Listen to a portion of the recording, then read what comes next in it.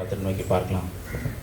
கர்த்தர் நம்மளோட பேசும்படியாய் இடைப்படும்படியாய் தேவனை நோக்கி பார்க்கலாம். கர்த்தாவே ஸ்தோத்திர ஆண்டவர், இந்த நாளில் கூட அவனுடைய ஜீவனுள்ள வார்த்தைகளை கர்த்தாவே நீர் எங்களுக்கு வெளிப்படுத்தி ஆண்டவரே ஸ்தோத்திரம் எங்களை இன்னுமா என்னை உற்சாகப்படுத்த முடியாது, பலப்படுத்த முடியாது, ஆவிக்குரிய வாழ்க்கையில் இன்னும் நாங்கள் வளரும்படியாக எங்களுக்கு உதவி செய்ய முடியாது செபிக்கிறேன். ஆண்டவரே உங்களுடைய வார்த்தைகள், உங்களுடைய வசனங்கள் எங்களுடைய இருதயத்தில் பேசட்டும். ஆண்டவரே பலன் கொடுக்கட்டும். ஆண்டவரே பெரிய காரியங்களை செய்யுங்க, அதிசயங்களை செய்யுங்க. எங்களுடைய ஒவ்வொருவருடைய ஆவி, ஆத்மா, சரீரத்தை பரிசுத்த ஆவியானவரே உங்களுடைய நேரடியான ஆளுகைக்கு ஒப்புக் கொடுக்குறோம். ஆளுகை செய்யுங்க, வழி நடத்துங்க, பெரிய காரியங்கள் செய்யுங்க. இயேசுவின் மூலம் பிதாவே, ஆமென். ஹல்லேலூயா. கர்த்தருடைய வார்த்தைக்காக நாம் கடந்து செல்லலாம். வேதத்தை எடுத்துக்கொள்ளலாம். யோவானின் சுவிசேஷ புத்தகம் 10வது அதிகாரம் 10வது வசனத்தை நாம் வாசிக்கலாம்.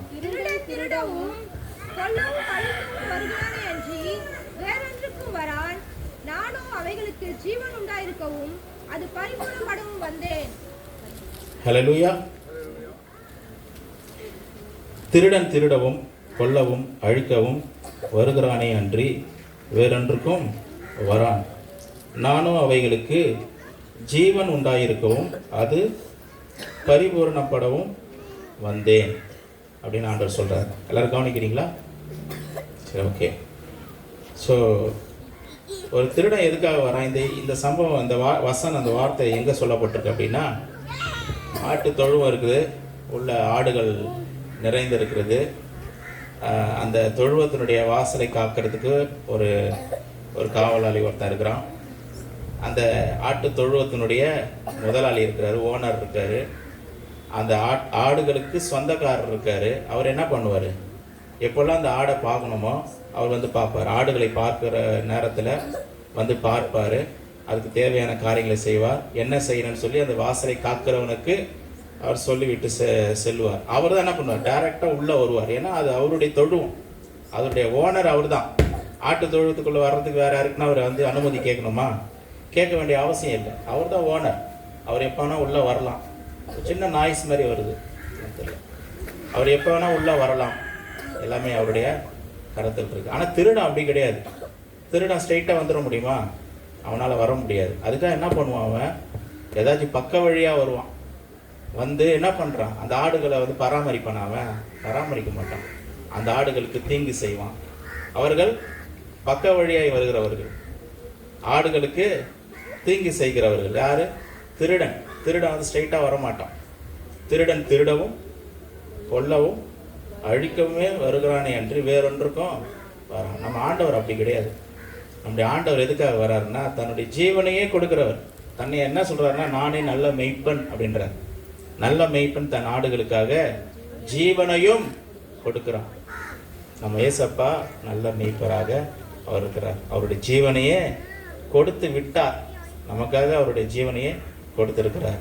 எவ்வளோ ஒரு அற்புதமான ஆண்டவர், எவ்வளோ ஒரு அன்புள்ள ஆண்டவர்ல நம்முடைய ஆண்டவர். ஸ்தோத்திரம். நமக்காக அவர் ஜீவனை கொடுக்கிறார். இப்போ இந்த இடத்துல பாருங்க, ஜீவன் என்று சொல்லும் பொழுது ஜீவன்னா என்ன அப்படின்ற ஒரு கேள்வி இருக்கு. சொல்லுங்களேன், ஜீவன். ஏன்னா நிறைய பேர் இருக்கீங்க, கேள்வி கேட்டாலும் ரொம்ப நல்லா இருக்காது. நானே சொல்கிறேன், ஜீவன்னா என்ன அப்படின்ற ஒரு கேள்வி நிறைய பேர் இருக்கு. ஜீவன் என்னங்க? உயிர் தாங்க ஜீவன் அப்படின்றாங்க. உயிர் தான் ஜீவன், அதுவும் கரெக்டு தான். இதை புரிய வைக்கிறதுக்கு இன்னொரு வார்த்தையை மாத்திரம் லைட்டாக டச் பண்ணிவிட்டு மறுபடியும் இந்த ஜீவன்ன்ற அந்த வார்த்தைக்குள்ளே நான் திரும்ப வந்துடுறேன். அன்பு இருக்குது. அன்பு ஒரே வார்த்தையை தான் பயன்படுத்துகிறோம். அன்பு என்ற ஒரு வார்த்தையை நம்ம என்ன பண்ணுறோம்? பயன்படுத்துகிறோம். இந்த அன்பு வந்து வெவ்வேறு விதத்தில் இருக்கிறத நம்ம பார்க்க முடியும். உதாரணத்துக்கு, கணவனுக்கும் மனைவிக்கும் ஒரு அன்பு இருக்குது, இடையில ஒரு அன்பு இருக்குது. இருக்கா இல்லைங்களா? இருக்குது. கணவனுக்கும் மனைவிக்கும் ஒரு அன்பு இருக்குது. அக்காவுக்கும் தங்கைக்கும் ஒரு அன்பு இருக்குது. அண்ணனுக்கும் தம்பிக்கும் ஒரு அன்பு இருக்குது. அண்ணனுக்கும் தங்கைக்கும் ஒரு அன்பு இருக்குது. அக்காவுக்கும் தம்பிக்கும் ஒரு அன்பு இருக்குது. சரிங்களா? இப்படி நண்பர்களிடையே சில அன்பு இருக்கும். அன்புக்கு அன்பு எப்படி ஆகுது? வித்தியாசப்படுது. ரெண்டும் ஒன்றுங்களா? ஒரு அக்காவுக்கும் தங்கைக்கும் இருக்கிற அன்பும் ஒரு கணவனுக்கும் மனைவிக்கும் இருக்கிற அன்பும் ஒன்றா? கண்டிப்பாக ஒன்றும் இல்லை. அது வேறு வேறு அன்பு தான். ஆனால் அந்த அன்புன்ற ஒரு வார்த்தையை நம்ம என்ன பண்ணுறோம்? பயன்படுத்துகிறோம். தமிழ்லையாவது அன்புக்கு ஒரு மாற்று வார்த்தைகளாக சில நேரங்களில் பாசம் என்ற வார்த்தையை நம்ம சொல்கிறோம். நேசம் என்ற ஒரு வார்த்தையை நம்ம என்ன பண்ணுறோம்? சொல்கிறோம். இங்கிலீஷில் அது கூட ரொம்ப கம்மி. லவ் என்ற அந்த ஒரு வார்த்தை தான் சொல்கிறாங்க. எல்லாத்துக்கும் அதுதான் சொல்கிறாங்க. அப்போ அன்புன்ற ஒரு வார்த்தை எல்லாத்துக்கும் போடுறாங்க. ஆனால் எல்லா இடத்துலையும் அது என்ன ஆகாது, பொருந்தாது. இந்த உலகத்தில் பார்த்தீங்கன்னா 3 விதமான அன்புகள் தான் இருக்குது. அன்பு, இட்ஸ் நாட் ப்ளூரல். இந்த உலகத்தில் 3 விதமான அன்பு. ஷார்ட்டாக சொல்லிட்டு மறுபடியும் இதுக்குள்ளே வந்துடுறேன் நான். அந்த 3 விதமான அன்பு என்னென்னா, அந்த கிரேக்க பதத்தில் ஒரு வார்த்தை வருது, எரோஸ் என்ற ஒரு வார்த்தை. அப்படின்னா என்ன அர்த்தம்னா, அது வந்து ஒரு செல்ஃபிஷ் லவ், அது தன்னைத்தானே நேசித்து கொள்ளுகிற ஒரு அன்பு. எனக்கு எதெல்லாம் பிடிக்குமோ அதை நான் செய்வேன். மற்றவர்களை பற்றி நான் கவலைப்பட போகிறதில்லை, என் பக்கத்தில் இருக்கிறவர்களை பற்றி நான் கவலைப்பட போகிறதில்லை, மற்ற ஜனங்களுக்காக நான் கவலைப்பட போவதில்லை, நான் அறியாத ஜனங்களுக்காக கவலைப்பட போவதில்லை, என்னை பற்றி நான் கவலைப்படுறேன். எனக்கு பிரியமான காரியங்களை செஞ்சுக்கிறேன், எனக்கு பிடிச்சதை நான் செஞ்சுக்கிறேன். அதுக்கு ஒரு உதாரணம் பாருங்கள். இப்போ எனக்கு பிரியாணினா ரொம்ப பிடிக்கும். அதை நான் என்ன பண்ணுறேன், எப்படியாவது சாப்பிடணும், இந்த பிரியாணி நான் சாப்பிட்றணும் அப்படின்னு நினைக்கிற பாருங்க. அது என்னை நானே நான் நேசிக்கிறது, என் மேலே இருக்கிற ஒரு அன்பு. எனக்கு பிடிச்ச சட்டையை நான் வாங்கி போட்டுக்கணும், எனக்கு பிடிச்ச ட்ரெஸ்ஸு நான் எடுத்துக்கணும், எனக்கு பிடிச்ச கார் வாங்கிக்கணும், எனக்கு பிடிச்ச பைக் வாங்கிக்கணும், எனக்கு இதெல்லாம் பிடிக்கணும், வாங்கிட்டே இருப்பேன் அப்படின்னு சொல்லுவாங்க பார்த்தீங்களா. அது என்னென்னா அவர்கள் மேலே அவங்களே கொள்கிற அன்பு. அது ஒரு விதத்தில் ஒரு அளவுக்கு அது நல்லது தான். உன்னிடத்தில் நீ அன்பு கூறுவது போல பிறனிடத்திலும் நீ அன்பு கூறுவாயாக ஆண்டவர் சொல்லிக்கிறார். நம்ம இடத்துல நம்ம அன்பு கூறலாம், தப்பு கிடையாது. ஆனால் நம்ம இடத்துல மட்டுமே அன்பு கூறுற மற்றவங்களை பற்றி யோசிக்கல அப்படின்னா அங்கே தான் பிரச்சனை ஸ்டார்ட் ஆகும். ஏன்னா நம்ம மேலே நமக்கு ஒரு அன்பு இல்லைன்னா அது நல்லதில்லை. நம்மளை கொஞ்சம் ஓரளவுக்கு நான் அதை நேசிக்கணும். அப்போ தான் நல்ல ட்ரெஸ்ஸு போடுவோம், அப்போ தான் கொஞ்சம் முகத்தை கழுவுவோம், ஏதாச்சும் கொஞ்சம் நம்மளை சுத்தம் பண்ணிப்போம், நல்லபடியாக இருக்குது நம்ம ட்ரை பண்ணுவோம்.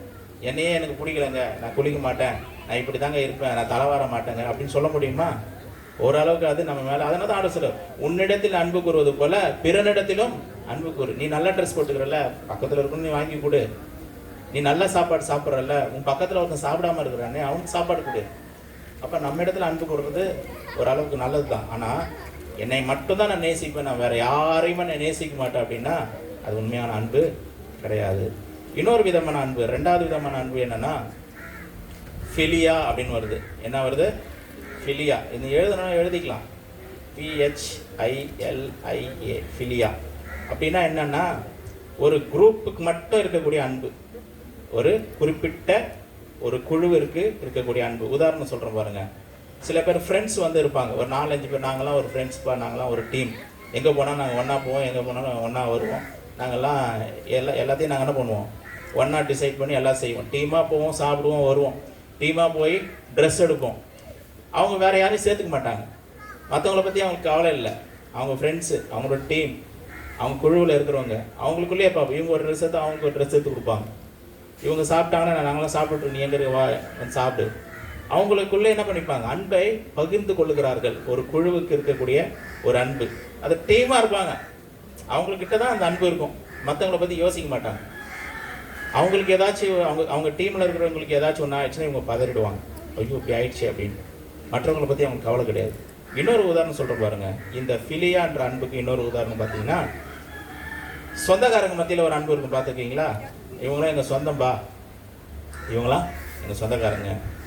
சொந்தம்னா சில பேர் உயிரை விடுவாங்க, அவங்கள விட்டு கொடுக்க மாட்டாங்க. அவங்க சொந்தக்காரங்க, அவங்க என்னுடைய உறவின் முறை, எனக்கு அண்ணன் முறையாவது, எனக்கு தம்பி முறையாவது, எனக்கு அத்தை முறையாவது. அவருக்கு ஒன்றுனா நான் ஒத்துக்க மாட்டேன், என்னால் பார்த்துட்டு சும்மா இருக்க முடியாது. சொந்த பந்தனா ஓடுவாங்க, அவங்களுக்காக எல்லாத்தையும் செய்வாங்க, அவங்களுக்காக எல்லாத்தையும் இழக்கிறதுக்கு அவங்க தயாராக இருப்பாங்க. அவர்கள் மத்தியில் காணப்படுகிற ஒரு அன்பு. இதெல்லாமே எப்படி எதை குறிக்குது அப்படின்னா ஃபிலியா என்ற அந்த அன்பை குறிக்குது. ஆனால் இன்னொரு விதமான அன்பு, தெய்வ ரகமான ஒரு அன்பு இருக்குது. அது என்னென்னா அகாப்பே லவ். அதுக்கு பேர் கிரேக்க மொழியில் அகாப்பே அப்படின்னு வருது. அப்படின்னா அது தேவன் செலுத்துகிற அன்பு, தேவனிடத்தில் காணப்படுகிற அன்பு. தேவன் எப்படி அன்பு கூர்ந்தாராம், நாம் சத்துருக்களாக இருக்கும் பொழுது தேவன் நம்ம இடத்துல அன்பு கூர்னார். அவருக்கு நாம் தூரமாக இருக்கும் பொழுதே கர்த்தர் என்ன பண்ணார், இயேசு கிறிஸ்து நம்ம இடத்துல அன்பு கூர்னார். நமக்காக இந்த பூமிக்கு வந்தார், சிலுவையில் மரித்தார், எல்லா காரியங்களையும் செஞ்சார். ஒரு நல்லவங்களுக்காக சில விஷயத்தை நம்ம நல்ல காரியங்களே ஸ்டெப் எடுத்து நம்ம செய்வோம். தப்பு செய்கிறவனுக்கு என்ன பண்ண மாட்டோம், அவனை கண்டுக்க மாட்டோம். ஒரு நல்லவன் ரோட்டில் போய் விழுந்துட்டா ஓடி போய் தூக்குறதுக்கு ஒரு 10 பேர் ஓடுவாங்க. ரொம்ப திமிர எடுத்து போய் வேகமாக வண்டி போட்டு விழுந்தானா சொன்னாங்க, அது நல்லா வேணும் அப்படின்வாங்க. காரணம் என்னன்னா நல்லவங்களுக்கு கொஞ்சம் உதவி செய்யலாம், ரொம்ப நல்ல மனுஷன்ப்பா, இவருக்காக எதனா செய்யலாம் அப்படின்னு சொல்லி நினைக்கிறாங்க. நல்லவனுக்காக ஒருவன் மறிக்க கூட என்ன பண்ணுவான், துணிவான். ஆனால் பாவிகளாக இருக்கும் பொழுது, துன்மார்க்கர்களாக இருக்கும் பொழுது, அசுத்தர்களாக இருக்கும் பொழுது, பாவ வாழ்க்கையில் இருக்கும் பொழுது, விபச்சாரக்காரர்களாக இருக்கும் பொழுது, கொலை செய்கிறவர்களாக இருக்கும் பொழுது யாரும் அந்த ஒரு நபருக்காக மறிக்க மாட்டாங்க, மறிப்பதற்கு முன் வரவும் மாட்டாங்க. நம்முடைய ஆண்டவராக இயேசு கிறிஸ்து நம்ம பாவிகளாக இருக்கும் பொழுது, துரோகிகளாக இருக்கும் பொழுது நமக்காக இந்த பூமிக்கு இறங்கி வந்து அவர் ரத்தத்தை சிந்தி நம்மை மீட்டெடுத்திருக்கிறார். அதுதான் தேவனுடைய அன்பு. அப்போ தேவனுடைய அன்பு நமக்குள்ள வாசமாக இருக்கும் பொழுது நம்ம என்ன பண்ணுறோம் அப்படின்னா, யாரோ ஒருத்தருக்காக கூட நம்ம என்ன பண்ணோம், கதறி அழுவோம். சில பேர் சொல்லுவாங்க, சாட்சி சொல்லுவாங்க, சுவிசேஷ கூட்டங்கள் சொல்லுவாங்கன்னா, நான் வந்து எனக்கு கூட பிறந்தவங்க கூட எனக்காக இவ்வளோ அழுது ஜெபம் பண்ணி நான் பார்த்ததில்லை, இவங்க யாருன்னே தெரியாது, சகோதரி யாருன்னே தெரியாது, இவங்க சர்ச்சிலேருந்து வந்து எனக்காக கதறி அழுது ஜெபம் பண்ணாங்க, ஏன்னா நான் அதை அந்த ஜெபத்தினால் நான் தொடப்பட்டேன், அசைக்கப்பட்டேன்னு சொல்லுவாங்க. எப்படி அந்த ஜெபம் வருது? தேவனுடைய அன்பினால் நிறைந்து அவங்க என்ன பண்ணுறாங்க, ஜெபிக்கிறாங்க. போன வாரத்தில் இதே ஒரு அழகான ஒரு வார்த்தை சொன்னார், நம்முடைய இருதயத்தில் தேவனுடைய அன்பு ஊற்றப்பட்டிருக்கிறது. ரோமர் 5வது அதிகாரம் 5வது வசனத்தில் அது சொல்லப்பட்டிருக்கு. தேவனுடைய அன்பு நம்முடைய இருதயத்தில் பரிசுத்த ஆவியானவர் மூலமாக ஊற்றப்பட்டிருக்கிறது. அப்ப இந்த அன்பு நமக்குள்ள ஊற்றப்பட்டிருக்கும் பொழுது நம்ம எவரையும் நேசிப்போம். அதான் ஆண்டவர் சொல்றாரு, உங்கள் சத்துருக்களை என்ன பண்ணுங்க, நேசிங்க. உங்கள் சத்துருக்களிடத்தில் நீங்க என்ன பண்ணுங்க, அன்பு கூறுங்க. உங்கள் சத்துரு பசியா இருந்தா அவனுக்கு என்ன பண்ணுங்க, போஜனம் கொடுக்கின்ற. இதுதான் ஆண்டவருடைய அன்பு. இந்த அன்பு நம்முடைய உள்ளத்துல வந்துட்டா யாருக்கும் தீங்கு நினைக்க மாட்டோம், யாருக்கும் கெடுதல் செய்ய துணிய மாட்டோம். காரணம், தேவ அன்பு நம்முடைய உள்ளத்துல இருக்கிறது. இப்படி அன்புல 3 விதமான அன்பு இருக்கிற மாதிரி ஜீவன் என்ற அந்த ஒரு வார்த்தைக்கு திரும்ப வந்துடுறேன் நான்.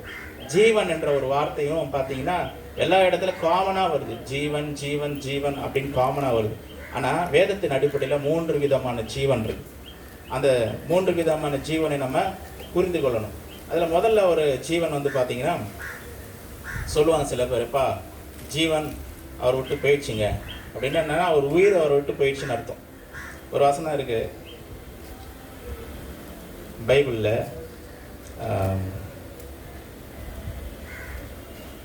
லேவியர் ஆகமம் வாசிக்கலாம். லேவியர் ஆகமம் 17வது அதிகாரம் 11வது வசனம். லேவியர் ஆகமம் 17வது அதிகாரம் 11வது வசனம். சீக்கிரமா வாசிக்கலாம். மாம்சத்தின் உயிர் ரத்தத்தில் இருக்குது. போதும். ஒரு மாம்சத்தினுடைய உயிர் எதுல இருக்கான், ரத்தத்தில். இங்க உயிர்னு வருது. இங்கிலீஷ்ல வந்து பாத்தீங்கன்னா காமனா லைஃப் லைஃப் லைஃப்னு எல்லா இடத்துலயுமே வருது காமனா. சரிங்களா? அப்ப அதை தான் இங்க சொல்லப்பட்டிருக்கு. உயிர் என்ற வார்த்தைக்கு அர்த்தம் என்னன்னா ஜீவன் தான். சரிங்களா? அப்ப அந்த மாம்சத்தில் அந்த ரத்தத்துல என்ன இருக்கு, உயிர் இருக்கு. அந்த ரத்தம் ஒரு மனுஷனை விட்டு கம்ப்ளீட்டா சிந்தப்படும் பொழுது என்ன ஆயிடுது, அவனுடைய உயிர் அவனை விட்டு போயிடுது. அப்போ அந்த ஜீவன் என்று சொல்லும் பொழுது அது எதை குறிக்குதுன்னா, மாம்சத்தில் காணப்படுகிற ஒரு ஜீவன். சரிங்களா? அதை வந்து என்ன சொல்றேன்னா, கிரேக்க மொழியில ஒரு வார்த்தை இருக்குது. இதெல்லாம் வந்து கிரேக்க மொழியில வித்தியாசப்படுத்தி அவங்க கொடுத்துருக்குறாங்க. நான் பைபிள் கிளாஸ்னு எடுக்கல, இது புரியறதுக்காக நான் சொல்றேன். கிரேக்க மொழியில வித்தியாசப்படுத்தி சொல்லியிருக்கிறாங்க. ஆனால் தமிழ் பைபிளில் ஜீவன் வருது எல்லா இடத்துலையுமே.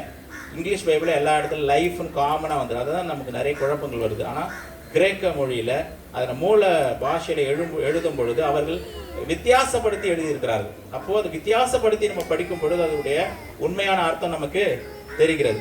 அப்போது அந்த ஜீவன் என்று சொல்லும் பொழுது நம்முடைய சரீரத்தில் காணப்படுகிற ஜீவன், அதாவது ஃபிசிக்கல் லைஃப். சரிங்களா? அந்த ஃபிசிக்கல் லைஃப் என்று சொல்லுகிற அந்த வார்த்தை, அந்த ஜீவன் என்ற வார்த்தை கிரேக்க மொழியில் எப்படி வருது அப்படின்னா பயோஸ்னு வருது. BIOS, பயோஸ் அப்படின்னு வருது. அப்படின்னா என்னன்னா, நம்முடைய சரீரத்தில் காணப்படுகிற ஜீவன், அவர் உயிர் போயிடுச்சிங்க, ஜீவன் அவர்கிட்ட பிரிஞ்சிச்சிங்க அப்படின்னு சொல்லப்படுற இந்த ஜீவன் வந்து பிரியறது எல்லாருக்குமே நடக்கும். எல்லாருடைய வாழ்க்கையில் அது சம்பவிக்கும். சரிங்களா?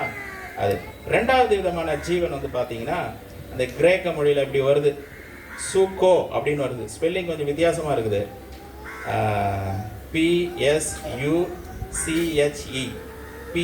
PSUCHE சூக்கா அப்படின்னு வருது. அப்படின்னா என்னன்னா, இது மாம்சத்தில் காணப்படுகிற ஜீவன் அல்ல, இது ஆத்துமாவில காணப்படுகிற ஜீவன். இந்த ஆத்துமாவில காணப்படுகிற அந்த ஜீவனை குறித்து வேதத்தில் ஒரு இடத்துல சொல்லப்பட்டிருக்கிறது. அந்த வசனத்தை வாசிக்கலாம்.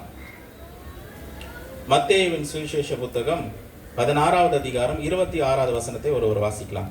மத்தேயுவின் சுவிசேஷ புத்தகம் 16வது அதிகாரம் 26வது வசனம்.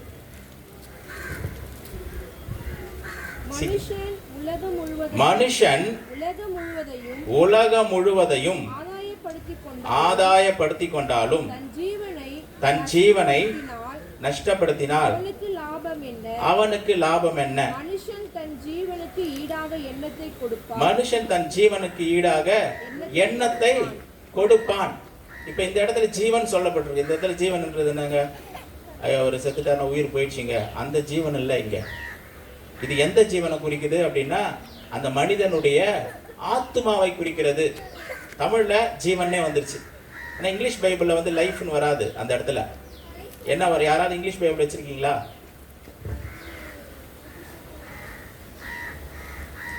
சரி, நானே படிக்கிறேன்.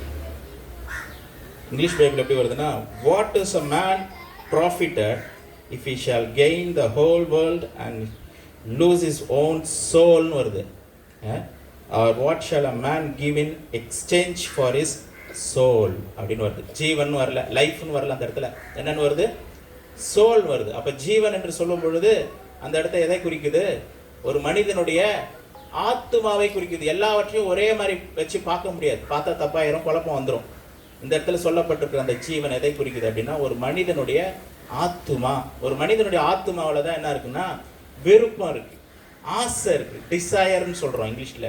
நிறைய ஆசை, நிறைய விருப்பம், நிறைய இடம் வாங்கணும், வீடு கட்டணும், கார் வாங்கணும், பைக் வாங்கணும், இதை வாங்கணும், அதை வாங்கணும், இப்படி படிக்கணும், அப்படி படிக்கணும், எம்பிபிஎஸ் படிக்கணும், இன்ஜினியர் ஆகணும். இதெல்லாம் ஆசை, விருப்பம். இதெல்லாம் எங்கே இருக்குன்னா ஒரு மனிதனுடைய ஆத்மாவில் தான் இருக்கு.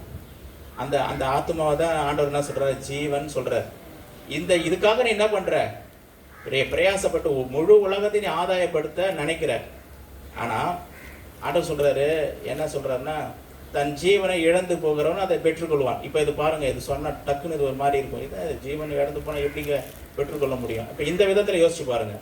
இந்த ஜீவனை நீங்கள் ஆத்துமா என்று நினச்சி பாருங்கள். இந்த ஜீவனை ஆத்துமான்னு என்று யோசிச்சு பாருங்கள். அப்படின்னா என் ஆத்துமாவில் நான் நிறைய நினைக்கிறேன், நான் இதை செய்யணும், அதை இதை என்னோடய வாழ்க்கையில் அடையணும், இந்த இப்படிப்பட்ட உயர்வை நான் பெறணும். இன்னைக்கு கூட ஒரு பாட்டு போனோம், அருமையான பாட்டு போனோம். என்ன பாட்டு போனோம்? என் தேவனால் நான் உயர்வேன், என் தேவனால் நான் பெருகுவேன். அது ரொம்ப உண்மையான ஒரு சத்தியமான வார்த்தை. உயரணும் தான் நம்முடைய வாழ்க்கையில். ஆனால் நான் எப்படி உயரணும்னா என் தேவனால் உயரணும். இந்த உலகத்தில் உயர்ந்தவர் நிறைய பேர் இருக்கிறாங்க, பெருகினவர்கள் நிறைய பேர் இருக்கிறாங்க. சரிங்களா? நம்ம ஆசீர்வாதம் என்று நினைக்கிற எல்லா விதமான ஆசீர்வாதங்களும் அவர்கள் பெற்றிருக்கிறார்கள். சரிங்களா? ஆனால் நம்முடைய வாழ்க்கையில் நம்ம செய்கிற காரியங்கள், நம்ம அடைகிற காரியங்கள் எப்படிப்பட்டதாக இருக்கணும் அப்படின்னா நான் தேவனால் நான் உயரணும். தேவன் கொடுக்காத உயர்வு எனக்கு வேண்டாம். தேவனால் நான் பெருகணும். ஒரு காரியத்தில் எனக்கு பெருக்கம் தேவனால் உண்டாகலையா, அந்த பெருக்கம் எனக்கு வேண்டாம். என் தேவனால் நான் உயரணும், என் தேவனால் நான் பெருகணும். சங்கீதக்காரன் எப்படியா சொல்றாரு? உம்மாலே நான் ஒரு சேனைக்குள், அது என்னுடைய சுயபலத்தினால் நான் பாயல, உம்மாலே நான் சேனைக்குள் பாய்வேன், என் தேவனாலே ஒரு மதிலை தாண்டுவேன். நான் தாண்டுவேன் தான், என் தேவனால தாண்டுவேன், இல்லைன்னா தாண்ட மாட்டேன். ஆண்டவர் சொல்றாரு, மோசே கிட்ட சொல்றாரு, நீ போப்பா, நீங்களாம் போங்க, கிளம்பி போங்க, ஒரு தூதனை உங்க கூட அனுப்பிச்சி விட்றேன் அப்படின்றார். நான் போக மாட்டேன் ஆண்டவரன்றார். கூட வந்தால் வாங்க, நீங்கள் வந்தால் நாங்கள் போகிறோம், இல்லைன்னா நாங்கள் போக மாட்டோம். அவர் ஒத்துக்கல. ஒரு தூதனை அனுப்புறது என்ன பண்ணல மோசே? ஒத்துக்கல. நான் போக மாட்டேன் ஆண்டவரே, இவ்வளோ நாள் எங்கள் கூட வந்தீங்களே, இப்போ ஏன் வர மாட்டீங்க? நீங்கள் போனால், நீங்கள் கூட வந்தால் நாங்கள் இங்கேருந்து போவோம், எல்லாம் போவோம். தேவா நான் எதினால் விசேஷித்தவன், நீர் எங்களோடு கூட வருவதினால் தான் நல்லவோ அப்படின்னு சொல்கிறார். அப்போ அவர் நம்ம கூட வந்தால் நம்ம போகலாம். அவர் நமக்காக எல்லா காரியம் நமக்காக செய்யும் போது அந்த காரியங்களை நம்ம செய்யலாம். ஹல்லேலூயா. ஒரு வசனம் இப்படி இருக்கு. என்ன இருக்குன்னா, கர்த்தருடைய ஆசீர்வாதமே ஐஸ்வர்யத்தை தரும், அதனோடு கூட அவர் வேதனையை கூட்டார். அப்போ கர்த்தருடைய ஆசீர்வாதம் ஒரு மனிதனுக்கு என்னத்தை தருமா? ஐஸ்வர்யத்தை தரும். அதனோட என்ன பண்ண மாட்டார்? அவர் வேதனையை கூட்ட மாட்டார். அப்ப கர்த்தருடைய ஆசீர்வாதம் இல்லாம ஒரு மனிதனோட வாழ்க்கையில ஐஸ்வர்யம் வரும், ஆனா கூடவே என்ன வரும்? சொல்லுங்க, கூடவே வேதனை வரும். ஆனா ஆண்டவர் ஆசீர்வதிச்சார்னா ஐஸ்வர்யம் வரும், ஆனா என்ன வராது? வேதனை வராது. அப்போ என் தேவனால என்னுடைய வாழ்க்கையில காரியங்கள் நடக்கணும், என் தேவன் எல்லா காரியத்தையும் எனக்காக செய்யணும், அவர் எனக்கு எல்லாவற்றையும் வாய்க்க செய்ய வேண்டும் என்ற அந்த உணர்வு எண்ணங்கள் நமக்கு நிச்சயமாக இருக்கணும். அப்போ ஆண்டவர் இந்த இடத்துல சொல்றாரு பாருங்க, தன் ஜீவனை எனக்காக இழந்து போகிறான், அதை பெற்றுக்கொள்வான். அப்படின்னா என்ன அர்த்தம்னா, உன்னுடைய ஆசை, ஜீவன் என்று சொல்லும்போது ஒரு மனிதனுடைய ஆத்துமா, அந்த இடத்துல அதுதான் அதோட அர்த்தம். உன்னுடைய ஆத்துமால சில காரியங்கள் இருக்குது, நீ சில காரியங்களை செய்யணும், நீ சில விஷயத்தை பெற்றுக்கொள்ளணும், நீ சில காரியத்தை வாங்கணும், சில காரியத்தை அனுபவிக்கணும், சில காரியத்துக்கு பின்னாடி நீ போகணும், நிறைய நீ ஆசைப்படுற. அது எனக்கா நீ இழந்தனா, எனக்கா நீ எல்லாவற்றையும் இழந்தனா, உன்னுடைய இந்த ஆத்துமா நித்திய காலமாக அது ஜீவன் பெற்றிருக்கும், நித்திய காலமாக அது வாழும். ஆனால் உன்னுடைய ஆசைக்கு பின்னாடி நீ போகணுன்னா, நான் எல்லாத்தையும் செய்வேன், எல்லாத்தையும் வாங்கி போடுவேன், எல்லாத்தையும் பண்ணுவேன். நிறைய ஒரு பெரிய ஒரு களஞ்சியத்தை, ஒரு பான், இங்கிலீஷில் தமிழில் எப்படி வருது இல்லை, பான் என்ன வருது, நிறைய நெல்லெல்லாம் சேர்த்து வைக்கிற இடம், களஞ்சியம் தானா? கரெக்டு தானா?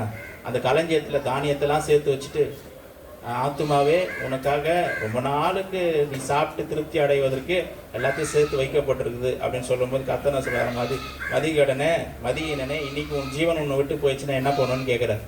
இவன் ஒரு ஐடியா பண்ணி, இவன் ஒரு திட்டங்களை போட்டு இவன் என்ன பண்ணுறான், அந்த காரியத்தை செய்கிறான். ஆனால் ஆண்டவர் சொல்கிறாரு, உன்னுடைய ஆசையை நீ விடு, உன்னுடைய விருப்பத்தை நீ விடு, உனக்கான திட்டத்தை நான் வைத்திருக்கிறேன், உனக்கான சில பிளான்ஸ் நான் வைத்திருக்கேன், உனக்காக சில அழைப்பை வைத்திருக்கிறேன், உனக்கான நோக்கத்தை நான் வைத்து, உன்னுடைய அந்த ஜீவனை விட்டுட்டு அந்த ஜீவனை நீ இழந்து போய் என் நிமித்தமாக எல்லாவற்றையும் நீ என்னுடைய காரியங்களை உன்னோட வாழ்க்கையில் ஏற்று நீ செஞ்சனா என்ன நடக்கும் அப்படின்னா, நீ எந்த ஆத்மாக்காக நீ எல்லாத்தையும் பிரயாசப்பட்டு செஞ்சியோ அந்த ஆத்மாவை நீ ரட்சித்துக் கொள்வாய் என்றார். ஆத்மா பின்னாடி போய் அந்த ஆத்மா, அந்த மனுஷன் என்ன பண்ணிடுறான், இழந்து போயிடறான், அந்த ஆத்மா நரகத்துக்கு போகுது. ஆனால் என்னுடைய ஆசை எனக்கு வேணாம், என்னுடைய விருப்பம் எனக்கு வேணாம், நான் யோசிக்கிறது எனக்கு வேணாம், உங்கள் திட்டம் எனக்கு வேணும், உங்களுடைய அழைப்பு எனக்கு வேணும், நீ சொல்லுகிற காரியத்தை என்ன செய்யும், அதில் கஷ்டங்கள் வந்தாலும் பரவாயில்ல, பாடுகள் வந்தாலும் பரவாயில்ல, உபத்திரங்கள் வந்தாலும் பரவாயில்ல, அதில் நான் ஓடுவேன்னு சொல்லி என்னுடைய ஆத்மாவை நான் இழந்து போயிட்டு கர்த்தருடைய காரியங்களுக்காக என்ன ஓடும்போது கர்த்தர் நான் சொல்றாரு, உன் ஆத்மா நினைச்சதை நீ செய்யல, என்னுடைய சித்தத்தை நீ செஞ்ச, இந்த ஆத்மா என்றென்றும் வாழும் அப்படிங்கிறார். ஹல்லேலூயா. அதுதான் ஆண்டவர் சொன்னார், உன் ஆத்மா நீ என் நிமித்தமாக இழந்து போனா அதை நீ ரட்சித்துக் கொள்வாய். ஆத்மா பின்னாடி போனோம் அப்படின்னா, நீ ஆசைப்படுறதுக்கு பின்னாடி போனால் அதை இழந்து போயிடுவ. அது பின்னாடி போகாத, என்னுடைய சித்தத்தின்படி, என்னுடைய வார்த்தைக்கு பின்னாடி, என்னுடைய அழைப்புக்கு பின்னாடி, என்னுடைய திட்டத்துக்கு பின்னாடி நீ ஓடணும்னா அதே ஆத்மாவை நீ ரட்சித்துக் கொள்வாய், அந்த ஆத்மா என்றென்றும் வாழும். ஹல்லேலூயா. அப்போ இந்த ரெண்டாவதாக சொல்லப்படுகிற இந்த ஆத்மா எதை குறிக்குது அப்படின்னா ஜீவன். ரெண்டாவது சொல்லப்படுகிற ஜீவன் எதை குறிக்குதுன்னா ஆத்மாவை குறிக்கிறது. வித்தியாசப்படுத்தி நம்ம பார்க்கும் பொழுது அதோட அர்த்தம் நமக்கு நல்லா புரிஞ்சிடும். முதல்ல சொன்னது பார்த்தீங்கன்னா பயோஸ், ரெண்டாவது சொன்னப்பட்ட அந்த ஜீவன் என்னன்னா சொல்லுங்க, எழுதி வச்சிருக்கீங்களா? சூகா. ஸ்பெல்லிங் சொல்லுங்க பார்ப்போம். PSUCH, சி வருது, PSUCHE, சூகா. அது ஆத்மாவுடைய அந்த ஜீவனை குறிக்கிறது. ரெண்டு விதமான ஜீவனை பற்றி நான் சொல்லியிருக்கிறேன். இப்போ சொல்லுகிற இந்த ஜீவன் மூன்றாவது விதமான ஜீவன். மூன்றாவது விதமான ஜீவன் மறுபடியும் அதே வசனத்துக்கு நம்ம வந்துடலாம். யோவான் 10வது அதிகாரம் 10வது வசனத்துக்கு நேராக திரும்பி வருவோம். திருடன் திருடவும் கொல்லவும் அழிக்கவும் வருகிறானே அன்றி வேறொன்றுக்கும் வரான், நானும் அவைகளுக்கு ஜீவன் உண்டாயிருக்கும், அது பரிபூர்ணப்படவும் வந்தேன் என்றான். இங்கே சொல்லப்பட்டிருக்கிற இந்த ஜீவன் மூன்றாவது விதமான ஜீவன், மூன்றாவது ரகமான ஜீவன். என்ன ஜீவன்னா, இது தெய்வ ரகமான ஜீவன். காட் லைக் லைஃப் அப்படின்னா தேவனுக்கே உண்டாயிருக்கக்கூடிய அந்த ஜீவன். கிரீக்ல எப்படி வருது அப்படின்னா ஜோயேன்னு வருது, ZOE, ஜோயே. அப்படின்னா என்ன அர்த்தம்னா, இது இயேசு கிறிஸ்துவுக்குள்ள இருக்கிற அந்த ஜீவன். அப்ப அவருக்குள்ள இருக்கிற அந்த பரிபூர்ணமான அந்த ஜீவன், அவருக்குள்ள இருக்கிற பரிபூர்ணமான அந்த ஜீவன், இந்த ஜீவனை ஒரு மனிதன் பெற்றுக்கொள்ள முடியும். ஹல்லேலூயா. நிறைய பேருடைய வாழ்க்கையில் இந்த ஜீவன் இல்லாததுனால தான் பிரச்சனையே. இந்த ஜீவன் அநேகருடைய வாழ்க்கையில இல்லை, அதனால தான் போராட்டங்கள், பிரச்சனைகள் எல்லாமே இருக்குதான், ஆனால் அதை சமாளிக்க முடியல. ஆனால் தெய்வத்தினுடைய அந்த ஜீவன், இந்த ஜீவன் எப்படிப்பட்ட ஜீவன் அப்படின்னா, நம்முடைய வாழ்க்கையில பரிபூரணத்திற்கு நேராக கொண்டு செல்லுகிற ஜீவன். நம்முடைய வாழ்க்கையில பரிபூரணத்திற்கு நேராக கொண்டு செல்லுகிற ஜீவன், இயேசுவினுடைய ஜீவன். இதோடைய உண்மையான அர்த்தத்தை சொல்றேன் பாருங்க. இந்த கிரேக்க மொழியில இதனுடைய உண்மையான மீனிங் கரெக்டா எப்படி வருதுன்னா, ஜீவன் என்ற வார்த்தைக்கு சரியான வார்த்தை, கரெக்டான வார்த்தை என்ன வருதுன்னா நித்திய ஜீவன் வருது. கிரேக்க மொழியில என்ன வருதுன்னா நித்திய ஜீவன். அப்போ ஆண்டவர் சொல்லியிருக்கிற இந்த ஜீவன் எந்த ஜீவனா? நித்திய ஜீவன். இந்த நித்திய ஜீவன் ஒரு மனிதனுக்குள்ள கிரியை செய்ய முடியும். இந்த நித்திய ஜீவன் ஒரு மனிதனுக்குள்ள இது ஒரு பெரிய ஜெனரேட்டர் மாதிரி, இது ஒரு பெரிய இன்ஜின் மாதிரி, இது ஒரு பெரிய பவர் சப்ளை மாதிரி, இது ஒரு பெரிய பவர் மாதிரி நிறைய பேருக்குள்ள செயல்பட முடியும். இது எப்படிங்க செயல்பட முடியும்? எப்படி நான் பெற்றுக்கொள்ள முடியும்? எனக்கு அது செயல்படுற மாதிரி தெரியலையே அப்படின்னு நம்ம நினைக்கலாம். அதற்கான காரியத்தை இன்னைக்கு நான் ரொம்ப சுருக்கமாக சொல்லி தர போகிறேன். ஒரு மனிதனுக்குள்ள செயல்படும் இந்த ஜீவன் ஒரு மனிதனுக்குள்ள ஆக்டிவேட் ஆயிடுச்சு அப்படின்னா இது காட் லைக் லைஃப். அவருக்குள்ள இருக்கிற அந்த ஜீவன் ஒரு மனிதனுக்குள்ள செயல்படுது. நிறைய பேருக்கு செயல்படாது, ஆனால் யாருக்குள்ள அது செயல்படும் நான் சொல்கிறேன். அப்படி செயல்பட்டால் என்ன நடக்கும்னு சொல்கிறேன் பாருங்க. அந்த மனிதனோட வாழ்க்கை மேலே உயர்ந்துட்டு போயிட்டே இருக்கும், அப்படியே லிஃப்ட் ஆகிட்டே போகும். யாராலும் தடுக்க முடியாது, யாராலையுமே தடுக்க முடியாது. இப்போ ஒரு பலூனில் இருக்குது, நான் சொன்னேன் எங்கே ஒரு எக்ஸாம்பிள் சொன்னேன். ஒரு பலூன் இருக்குது, நம்ம ஊதுறோம், ஊதி கட்டிடுறோம். இன்னொரு பலூனில் ஒரு கேஸ், ஹீலியம் தானே, கரெக்டாக ஹீலியம் போட்டு ஃபில் பண்ணி கட்டிடுறோம். இப்போ 2 பலூனு கீழே போட்டால் என்ன நடக்கும்? ஹீலியம் கீழே நிற்காது, அது பாட்டு மேலே போயிட்டே இருக்கும். காரணம் உள்ளே இருக்கிற அந்த கேஸ் வித்தியாசமான கேஸ். அது மாதிரி இந்த நித்திய ஜீவன், தேவன் கொடுக்குற அந்த நித்திய ஜீவன், நித்திய ஜீவன் தான் சரியான வார்த்தை. அந்த ஜீவன் என்ற வார்த்தைன்னு வருது தமிழில். அதோட உண்மையான வார்த்தை என்ன? நித்திய ஜீவன். இந்த நித்திய ஜீவன் ஒரு மனிதனுக்குள்ள ஆக்டிவேட் ஆயிடுச்சுன்னா, கிரியை செய்ய ஆரம்பிச்சிருச்சுன்னா என்ன ஆகும்னா, அந்த மனுஷன் மேலே மேலே போய்கிட்டே இருப்பான். ஆண்டவர் சொல்கிறார், அந்த மனிதனை பார்த்தா கதை நன்மையும் கிருபையும் உன்னை தொடரும், தானா தேடி வரும். தானா சிலர்லாம் சொல்லுவாங்க, எப்படிப்பா அவங்க காட்டில் எப்பவுமே மழை பெய்யுது சொல்லுவாங்க. காரணம் ஒரு காடும் கிடையாதுங்க, உள்ள ஒரு நித்திய ஜீவன் இருக்குது, உள்ள ஒரு நித்திய ஜீவன். ஆண்டவருடைய காரியம் உள்ள அந்த நித்திய ஜீவன் இருக்கிறதுனால, அவருடைய லைஃப் இருக்கிறதுனால, அவருடைய பர்ஃபெக்ஷன் உள்ள இருக்கிறதுனால, அவருடைய பரிபூர்ணம் ஒரு மனிதனுக்குள்ள இருக்கிறதுனால அவன் கீழ் நோக்கி போக மாட்டான், மேல் நோக்கி போயிட்டே இருக்கும். அப்படிப்பட்ட ஒரு வாழ்க்கை இருந்தால் நல்லது தானே? எத்தனை பேருக்கு எனக்கு வேணும்னு சொல்கிறீங்க?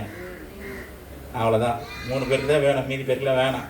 இப்போ நான் அல்லையிலேயே நீங்கள் சொல்லுவீங்க, இன்னும் கொஞ்சம் நல்லா சத்தமாக சொல்லுங்க நான் சொல்லுவேன், கொஞ்சம் எக்ஸ்ட்ரா சொல்லுவீங்க, இது பத்தாது இன்னும் கொஞ்சம் சொல்லுங்கன்னு நான் சொல்லுவேன். இப்படியே நம்ம சொல்லி பழகிட்டோம். ஆனால் அந்த ஜீவன் ஒருத்தனுக்குள்ள ஆக்டிவேட் ஆகிறதுனால என்ன நடக்கும்னா, அவன் வாய் சும்மா இருக்காது. அதனால தான் இந்த பாடாதுங்க துதிக்காதுங்க பார்த்து நான் ரொம்ப கோபப்படுறது இல்லை. ஏங்க பாட மாட்டேங்க, ஏங்க துதி, ஏன்னா அவனால் முடியாது. வாயில் ஊதி கீழே அந்த பலூனை கட்டி கீழே போட்டு பறக்கலன்னு எப்படி பறக்கும்? அது பறக்காது. காரணம் உள்ள இருக்கிற அந்த லைஃப் அந்த பிசிக்கல் லைஃப் தான் இருக்குது, பயோஸ் தான் இருக்குது. அங்கே வேற மாதிரி சொன்னா வேற என்ன இருக்கு லைஃப் அப்படின்னா, சூக்கோ தான் இருக்குது, என்ன இல்லை. இது சொல்லுங்க, கிரீக் சொல்லுங்க, கிரேக்க மொழி சியோவா? நீங்க சொன்ன எனக்கே மறந்து போச்சே. Zoe, zoe, ZOE, zoe. இது என்னன்னா தெய்வத்தினுடைய அந்த லைஃப். அவருக்குள்ள ஒரு வாழ்க்கை லைஃப் இருக்கு தானே. அவருக்குள்ள இப்ப நமக்குள்ள உயிர் இருக்குதுன்றோம், ரத்தத்துல உயிர் இருக்குது பண்றோம்ல, அது மேல அவருக்குள்ள ஒரு உயிர் இருக்கு தானே, அவருக்குள்ள ஒரு ஜீவன் இருக்குது. அந்த ஜீவன் நமக்குள்ள வைக்கிறார், அந்த ஜீவனை நமக்குள்ள வைக்கிறார். இது ஒரு ஒரு நகைச்சுவையா சொன்னாங்களே இல்லை உண்மையாக நடந்ததா எனக்கு தெரியல. நாங்கள் யூத் மீட்டிங் அட்டன் பண்ணும்போது சொன்னாங்க, அதை நான் இப்போ சொல்ல விரும்புகிறேன். 2 காரம், என்ன காரு? 2 கார். ஒரு கார் பளபளன்னு இருக்குது, பிராண்ட் நியூவாக இருக்குது, பிராண்ட் நியூவாக இருக்கு. ரேஸு, 2 காருக்கு ரேஸ், எந்த கார் வேகமாக போகும். இன்னொரு கார் பார்த்தியா ரொம்ப சாதாரண காரம், ஓல்டு மாடலாக இருக்குதான். இது ஓடுமா ஓடாத, பாதியிலே உடஞ்சி கீழே விழுந்துருமான்ற மாதிரி இருக்குதான். அந்த ரேஸ் ஸ்டார்ட் பண்ணாங்களாம். அந்த புதுசாக தயாரிக்கப்பட்ட அந்த கார், அந்த பிராண்ட் நியூ கார் அது அடைய வேண்டிய அந்த இடத்துக்கு போகிறதுக்குள்ளவே இந்த பழைய காரு, ஓல்டு மாடல் காரு போயிடுச்சான். எல்லாருக்கும் ஒரே ஆச்சரியம், எப்படிங்க போச்சு, இது சாத்தியமே இல்லையே, இது வாய்ப்பே இல்லை, எப்படி போய் ரீச் ஆயிடுச்சு. அதனால் அந்த ஓல்டு மாடல் கார் தான்ப்பா, பழைய கார் தான், பழைய பொருள் எல்லாமே ஓகே தான். ஆனால் அந்த இன்ஜினை மட்டும் ஏரோப்ளேனில் இருக்கிற இன்ஜினை தூக்கி அதில் பொறுக்கி வச்சுருக்கிறான். அது எப்படிங்க பொறுத்த, அதெல்லாம் கேட்காதீங்க, எனக்கு சொன்னாங்க. ஏரோப்ளேன்லேருந்து நாங்கள் சின்ன பசங்களை நாங்கள் சொன்னால் நாங்கள் கேட்டுப்போம்ல, நான் சொல்கிறேன், அந்த ஏரோப்ளேன்லேருந்து அந்த என்ஜினை தூக்கி அதில் போய் பொறுத்துனதுனால பிச்சுக்கிட்டு ஓடுதான், ஒன்றுமே பண்ண முடியல. பிராண்ட் நியூ காருக்கார தோற்று போயிட்டான். நம்மளாம் சாதாரணமான ஜனங்கள் தான், எப்படி ரொம்ப சாதாரணமான எளிமையான ஜனங்கள் தான். இவன் எப்படிங்க அதெல்லாம் செய்வான்? உன்னாலலாம் முடியாது, உன்னாலலாம் செய்ய முடியாது தாங்க. உள்ள ஒரு இன்ஜின் இருக்குதே, உள்ள ஒரு சக்தி இருக்குதே, உள்ள ஒரு பவர் இருக்குதே. அல்லேலூயா. சில பேர் யோசிக்கிறாங்க, இது எப்படி, இவர் எப்படிங்க அதெல்லாம் செய்கிறாரு, இவருக்கு எப்படி இதெல்லாம் செய்ய முடியும், செய்யலாமா, பண்ண முடியுமா, யாருக்கு இந்த அதிகாரம்லாம் கொடுத்தது, யாரை கேட்டுக்கிட்டு செய்கிறாங்க, எல்லாம் சொல்ல தான் செய்வாங்க. அதுக்கு என்ன பண்ண முடியும்? உள்ளே இருக்கிற இன்ஜினு வேறு மாதிரியான ஒரு இன்ஜின். அன்றைக்கி இயேசு கிறிஸ்துக்கு அது நடந்தது. என்ன சொல்கிறாங்க, உனக்கு 50 வயசு கூட ஆகலையே, எப்படி இதெல்லாம் நீ பேசுகிற சொல்கிறியே அப்படின்னு சொல்லி ஜனங்க கேட்குறாங்க. ஆபிரகாமுக்கு முன்னாடியே நான் இருக்கிறோமான்ற அவருடைய ஜீவன் ஒரு மனிதனுக்குள்ளே வந்துருச்சு அப்படின்னா அந்த மனிதனுடைய வாழ்க்கை வித்தியாசமாக மாறிடும். ஆனால் சும்மா இருக்க முடியாது, வாய் வந்து அப்படியே ஸ்தோத்திரம் சொல்லிகிட்டே இருக்கும், ப்ரைஸ் பண்ணிக்கிட்டே இருக்கும், பாட்டு பாடிக்கிட்டே இருக்கும், உள்ளே ஆக்டிவ் ஆகிடுச்சு. ஒரு மனிதனை கர்த்தரை விட்டு விலகும் போது அந்த ஜீவன் அந்த மனிதனை விட்டு விலகும் போது, இல்லைனா அது ஆஃப் மோடுக்கு போகும்போது என்ன ஆயிடுச்சுன்னா என்ன ஆகும்னா, அவனால் ஜெபிக்க சொன்னால் ஜெபிக்க முடியாது, அவனால் ஜெபிக்க முடியாது. பாட சொன்னால் பாட முடியாது. பாடுங்கப்பானா பாட அப்படி தொடங்க அப்படி நிறுத்திடுவாங்க, அப்படி ஆஃப் ஆகிடும். இப்போ மொபைல் ஃபோனு சார்ஜ் போடுறோம், சார்ஜ் போட்டு ஒரு பாயிண்ட்டை ஏறுது, ஆஃப் ஆகிடும். சில ஃபோன் அப்படி இருக்கும், அப்படி ஏறுற மாதிரி ஏறி ஏதோ ப்ராப்ளம் ஆயிடுச்சு, உள்ள கோளாறு ஆயிடுச்சு, அப்படி ஏறுது, ஒரு பாயிண்டாச்சும் ஆகுமா, ஒரு கால் பண்ணிக்கலாம் நம்ம நினைப்போம். அப்படி ஏறுற மாதிரி ஆன் ஆகி ஆஃப் ஆகிடும், ஆன் ஆகி ஆஃப் ஆகிடும். நிறைய பேரோட வாழ்க்கை அப்படி தான். பாடலாம் நினைப்பா, பாட முடியாது. ஜெபிக்கலாம் நினைப்பாங்க, ஜெபிக்க முடியாது. துதிக்கலாம் நினைப்பாங்க, துதிக்க முடியாது. நமக்கு தெரியும் காரணம், நமக்கு பார்க்க தெரியும், அவனுக்குள்ள அந்த ஜோயை இல்லை, அவனுக்குள்ள அந்த ஜோயை இல்லை, அதனால் அவனால் முடியாது. அவனை போய் திட்டிகிட்டு இருக்க முடியுமா? அவனுக்காக ஜெபிக்கலாம் ஆண்டவரே. அப்போ அவன் அந்த சத்தியத்தை சொல்லி, சத்தியத்தையும் அறிவீர்கள், சத்தியம் உங்களை விடுதலையாக்கும். அநேகருடைய வாழ்க்கையில் விடுதலை இல்லாததுக்கு காரணம் சத்தியம் தெரியவில்லை. 3 விதமான விடுதலை குறித்து ஒரு நாள் மீட்டிங்கில் பேசியிருந்தேன். சத்தியத்தையும் அறிவீர்கள், சத்தியம் உங்களை விடுதலையாக்கும். சத்தியம் என்று சொல்லும் பொழுது என்ன சத்தியம் தெரியுங்களா? இந்த முழு பைபிள்ன்றது சத்தியம்தான். ஆனால் இந்த இடத்துல சொல்லப்படுற சத்தியம் என்னன்னா, நீங்கள் அறிந்த சத்தியம் உங்களை விடுதலையாக்கும். பைபிளில் இருக்கிறதெல்லாம் சத்தியம்தான், ஆனால் நமக்கு தெரியாத. ஆனால் இந்த பைபிள்ல இருந்து ஒரு விஷயத்தை நீங்கள் தெரிஞ்சுக்கிட்டு பார்த்தீங்களா, அது நீங்கள் அறிந்து கொண்ட அந்த சத்தியம் உங்களை விடுதலையாக்கும். இன்னைக்கு நான் விடுதலையோட கூட பேசி கொண்டிருக்கிறேன். காரணம்னா, நான் ஏதோ ஒரு சத்தியத்தை அறிந்து கொண்டேன், அது என்னை விடுதலை ஆக்கிட்டு, நான் பெற்றுக்கொண்ட விடுதலையை மற்றவர்களுக்கும் அறிவிக்க வேண்டும் என்று பிரயாசப்பட்டு கொண்டிருக்கிறேன்.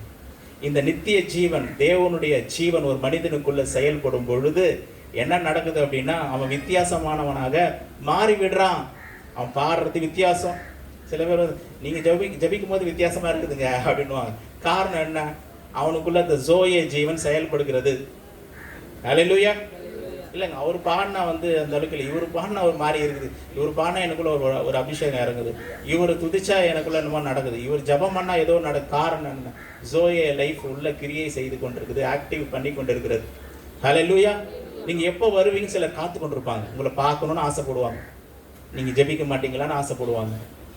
நீங்கள் வந்துட்டீங்கன்னா ஏன் அதுக்குள்ளே போகிறீங்க, போகாதீங்கன்னு. காரணம், ஏதோ ஒரு ஜீவன் உங்களுக்குள்ளே இருக்குது. அந்த ஜோய ஜீவன் உங்களுக்குள்ளே இருக்கிறதுனால ஜனங்கள் உங்களை தேடுகிறார்கள். இதை இருளில் உள்ள மக்கள் பெரிய வெளிச்சத்தை கண்டார்கள். அந்த இருளில் இருக்கிற ஜனத்துக்கு, நம்மளை வீட்டில் கரண்ட் போயிடுச்சுன்னா வீட்டில் ரொம்ப நேரம் இருக்கும், டக்குன்னு ஒரு கரண்ட் வந்துச்சுன்னா எப்படி இருக்கும்? ஒரே ஹாப்பி ஆகிடும். ஆகுதுங்களா இல்லைங்களா? அது மாதிரி தான் அநேக ஜனங்கள் இருளில் காணப்படுகிறார்கள், வெளிச்சத்தை தேடுகிறார்கள். வெளிச்சம் எப்போ வரும்? சில நேரம் கரண்ட் வந்த மாதிரி வந்து நம்மளை ஏமாத்திட்டு போயிடும். ஒரு நிமிஷம் வரும், அப்போ போயிடும், அந்த மாதிரி வந்து போயிடுச்சு. அது மாதிரி தான் நீங்கள் வந்து ஜோயா லைஃப்பை பெற்றிருக்கும் பொழுது நீங்கள் ஒரு இடத்துக்கு போகிறீங்க, உடனே கிளம்புறீங்க, ஏன் போகிறீங்கன்னுவாங்க.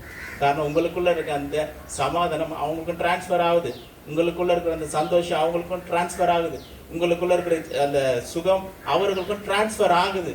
இப்படிப்பட்ட ஒரு வாழ்க்கைக்காக கர்த்தர் நம்ம அழைத்திருக்கிறார். இந்த ஜோயே ஜீவன் நமக்குள்ள செயல்படும் போது என்ன நடக்குதுன்னா நம்ம பரிபூரணத்தை அடைகிறோம். பரிபூரணத்தை அவனை தேடி தேடி எல்லாம் வரும். வசனம் சொல்ல, முதலாவது தேவனுடைய ராஜ்யத்தையும் அவருடைய நீதியையும் தேடுங்கள், அப்பொழுது இவைகள் எல்லாம் உங்களுக்கு கூட கொடுக்கப்படுன்றார். அப்படின்னா அந்த ஜீவன் எனக்குள்ள இருக்கும் பொழுது தேவனுடைய ராஜ்யத்தை தேடுறேன், அவருடைய வாழ்க்கையை தேடுறேன், அவருக்குள்ள இருக்கிற அந்த லைஃப் எனக்குள்ள வரணுன்றதுக்கான எல்லா விதமான முயற்சிகளும் நான் செய்கிறேன். அப்போ ஆண்டவர் என்ன சொல்கிறேன், அந்த ஜீவன் உனக்குள்ள வந்துருச்சுன்னா உன்னை தேடி எல்லாம் வரும். நீ தேடி நீ போக வேண்டிய அவசியம் இல்லை. அஞ்ஞானிகள் தான் அவைகள் பின்னாடி என்ன பண்ணுறோம், நாடி தேடுகிறார்கள். நீ போக வேண்டிய அவசியம் இல்லை, எல்லாமே உன்னை தேடி வரும். காரணம் உனக்குள்ள இருக்கிற ஒரு சக்தி. ஹல்லேலூயா. உனக்குள்ள இருக்கிற கிறிஸ்துவின் ஜீவன் கிரியை செய்து கொண்டிருக்கு. அப்படின்னால சகல விதமான பரிபூரணமும் நம்ம பெற்றுக்கொள்வோம். இதுக்காக தான் கர்த்தர் இந்த பூமிக்கு வந்தார், அவருடைய ஜீவனை நம்ம கொடுக்கறதுக்கு தான். எந்த ஜீவன்? அது ஃபுல்லாக சொல்லணும்னா நித்திய ஜீவன். அதுக்கு பேரே நித்திய ஜீவன் தான். தமிழ் பைபிளில் தான் ஜீவன் போட்டிருக்குது. அதுக்கு பேரே என்னதான்? நித்திய ஜீவன். இந்த நித்திய ஜீவனை கொடுப்பதற்கு தான் இந்த பூமிக்கு அவர் வந்தார். இப்போ இந்த நித்திய ஜீவன், இந்த ஜோயே ஜீவன் நமக்குள்ள இப்போ கிரியை செய்து கொண்டிருக்கிறது. சரிங்களா? இப்போ நமக்கு இந்த பூமியில் நமக்கு மரணம் வருமா வராதுங்களா? சொல்லுங்க. மரணம் வரும். ஆனால் அந்த மரணத்தை கர்த்தர் என்ன சொல்றாருன்னா, அது மரணம் சொல்ல ஆண்டவர்.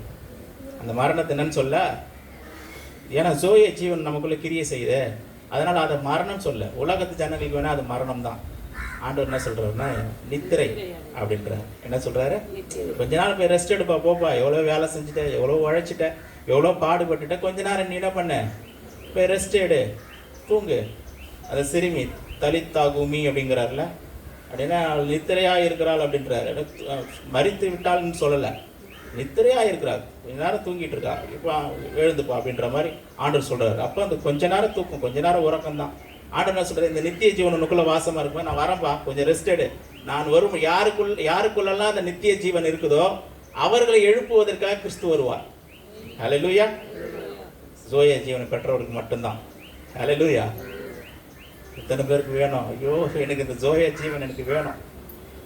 இந்த நித்திய ஜீவனை பெற்றுக்கொண்ட இந்த பூமியிலேயே, அதாவது நம்ம என்ன நினைக்கிறோம்னா, இந்த உலகத்தில் நமக்கு ஒன்றுமே கிடைக்காது, ஏதோ வந்துட்டேங்க, சர்ச்சுக்கு வந்துட்டோம், இயேசுவை நான் தெய்வமாக ஏற்றுக்கிட்டேங்க, இருக்கிற வரைக்கும் இருந்துட்டு செத்தா நமக்கு பரலோகம் கிடைக்கும், அங்கே போய் நிம்மதி, அங்கேயாவது நான் நிம்மதியாக இருக்கலான்னு பார்க்குறேன், இங்கே தான் என்னால் நிம்மதியாக இருக்க முடியல, அங்கேயாவது கொஞ்சம் நிம்மதியாக இருக்கிறேன் அப்படின்னு சொல்லி நினைக்கணும். அதுக்காக ஆண்டவர் இந்த நித்திய ஜீவன் இந்த பூமியில் கர்த்தர் நம்ம கொடுக்கல. இந்த உலகத்திலையும் பரிபூரணத்தை அடைய வேண்டும். ஹல்லேலூயா. பிசாசுடைய இது என்னன்னா, இந்த உலகத்தில் நம்ம நல்லா இருக்கக்கூடாது, ஆண்டவர் நமக்காக ஏற்படுத்தி வைத்திருக்கிற ஆசீர்வாதங்களை பெற்றுக்கொள்ளக்கூடாது, அதுக்காக எல்லா வேலையும் அவன் செய்கிறான். ஆனால் ஆண்டவர் என்ன சொல்லியிருக்காரு, உனக்கு நான் ஜீவன் நித்திய ஜீவனை கொடுத்துருக்கேன், அது பரிபூரணம் அடையும் வந்தேன்ற. அப்படின்னா இந்த நித்திய ஜீவனுக்குள்ள பரிபூரணமான ஆசீர்வாதங்களை கொண்டு வரும்ன்றார். ஹல்லேலூயா.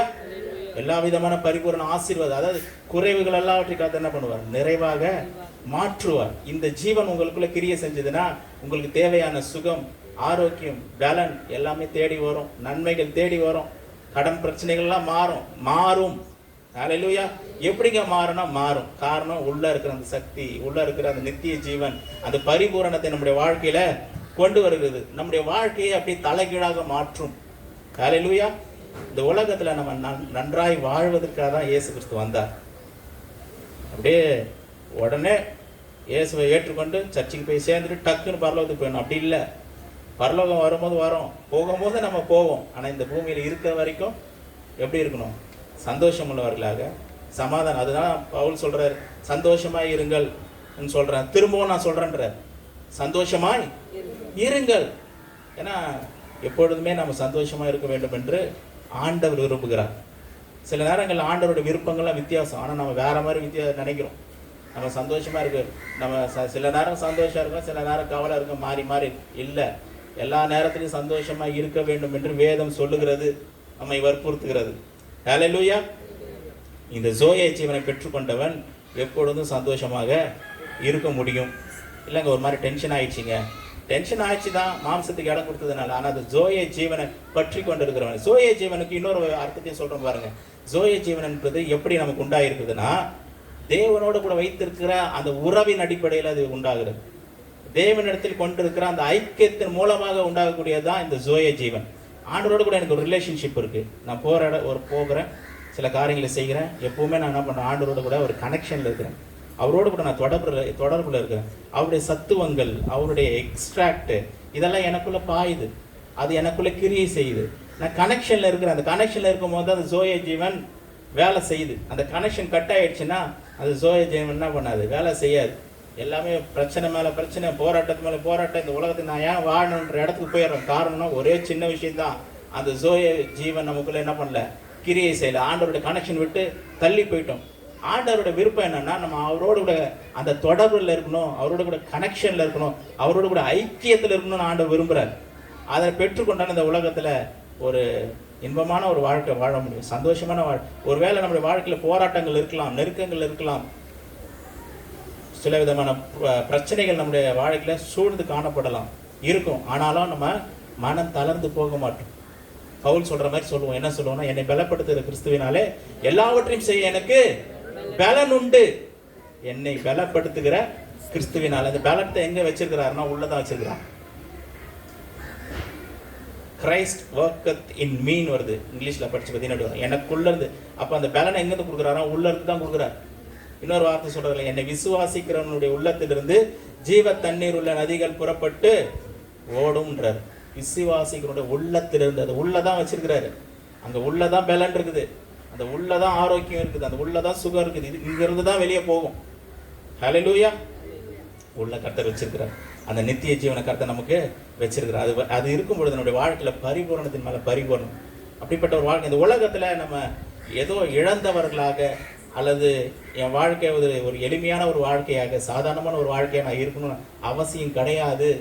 இந்த உலகத்தில் நம்ம இருக்கிற எல்லாரும் அசாதாரணமான மனிதர்களாய், ஜோயே ஜீவனை பெற்ற மனிதர்களாய் நம்ம வாழ வேண்டும் என்று தான் ஆண்டவர் விருப்பம் உள்ளவராக இருக்கிறார். ஹல்லேலூயா.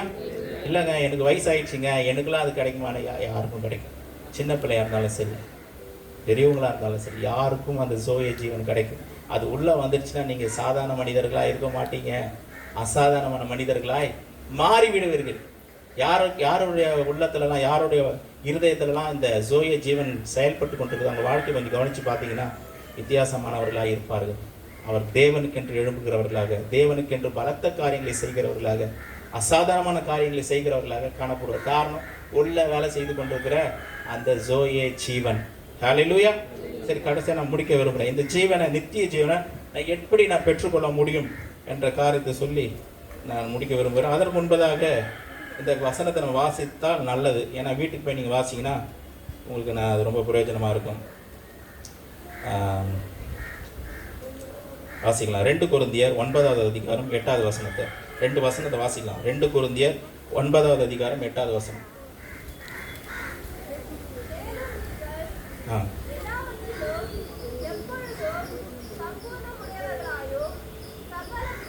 எல்லாவற்றிலும் எப்பொழுதும் நீங்கள் சம்பூரணம் உள்ளவர்களாக இருக்கணும்னு விரும்புகிறார் ஆண்டவர்.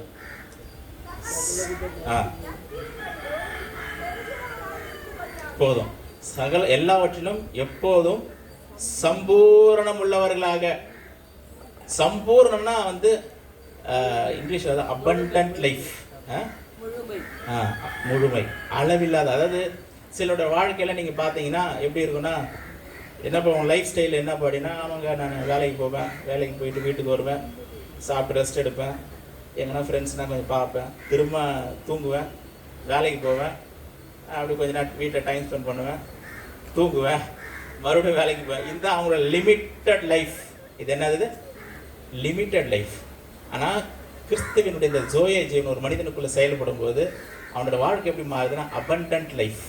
அதுக்கு பேர் அபண்டன்ட். அதை சரியாக மொழி பெயர்க்கணும் அப்படின்னா அளவில்லாத ஒரு வாழ்க்கை. அது என்னது? சம்பூர்ணமான வாழ்க்கை. என்ன தேவை எல்லாமே உனக்குள்ளே வச்சிருக்கிறார். அது ஒரே ஒரு காரியம் தான், ஆண்டருக்குள்ளே இருக்கிற அந்த ரிலேஷன்ஷிப்பில் கிடைக்குது. அங்கே நிறைய பேர் கோட்டை வர்றாங்க, அந்த ரிலேஷன்ஷிப்பை விட்டுட்டு வாழ்க்கையில் ஏன்டா வாழ்கிறன்னு வாழ்ந்து கொண்டிருக்கிறாங்க அநேகர். எதுக்கு இந்த வாழ்க்கை? போர் அடிக்குது, எனக்கு ஒரு சுவாரஸ்யமாகவே இல்லை, இப்படியே தான் இருக்கணும் போல். காரணம்னா அந்த ஜோய ஜீவன் செயல்படாத காரணம். ஆண்டோட கூட இருக்க அந்த ஐக்கியம், அந்த கனெக்ஷன், அந்த நெட்வொர்க் இல்லாததுனால, கட் ஆனதுனால அந்த அபண்டன்ட் லைஃப் மிஸ் ஆகிடுது. ஆனால் கர்த்தரோடு கூட அந்த கனெக்ஷனில் இருக்கும்பொழுது அந்த அபண்டன்ட் லைஃப் நமக்குள்ளே கிரியை செய்யுது. எப்படி கிரியை செய்யுதுன்னா, அவன் லைஃப் வித்தியாசமாக இருக்கும்.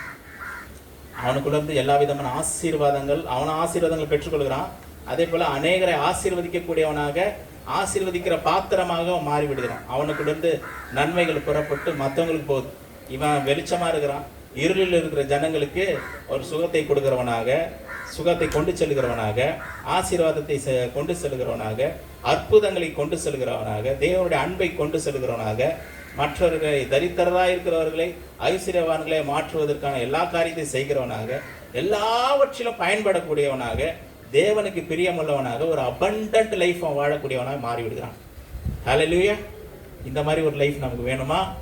இல்லை சாதாரணமான ஒரு வாழ்க்கை, என்னங்க பண்ணுறேன் அதே தாங்க பண்ணுறேன், ஏதோ ஒரு வேலை செய்கிறோம், வீட்டுக்கு வரோம், சாப்பிட்றோம், தூங்குறோம், அதே போகிறோம், செய்கிற திரும்ப ரிப்பீட்டடாக அதே செஞ்சுட்டு இருக்கோம்.